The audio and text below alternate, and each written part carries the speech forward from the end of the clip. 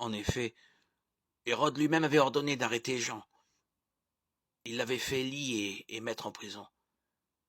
Hérode agit ainsi à cause d'Hérodiade, qu'il avait épousée, bien qu'elle fût la femme de son frère Philippe.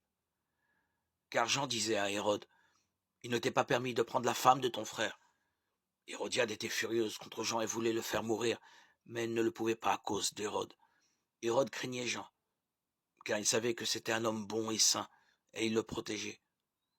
Quand il l'écoutait, il était très embarrassé. Pourtant, il aimait l'écouter. Cependant, une occasion favorable se présenta pour Hérodiade, le jour de l'anniversaire d'Hérode.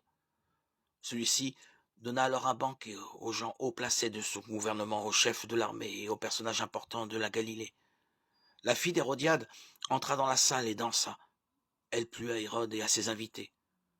Le roi dit alors à la jeune fille, « Demande-moi ce que tu voudras, et je te le donnerai. » Et il lui fit ce serment, « Je jure de te donner ce que tu demanderas, même la moitié de mon royaume. » La jeune fille sortit donc et dit à sa mère, « Que dois-je demander ?»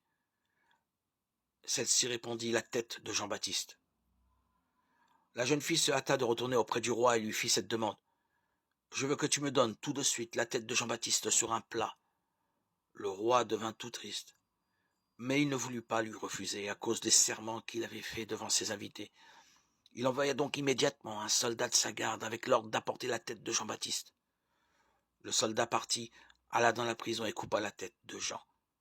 Puis il apporta la tête sur un plat et la donna à la jeune fille, et la jeune fille la donna à sa mère. Quand les disciples de Jean apprirent cela, ils vinrent prendre son corps et le mirent dans un tombeau. Marc 6, 17-20.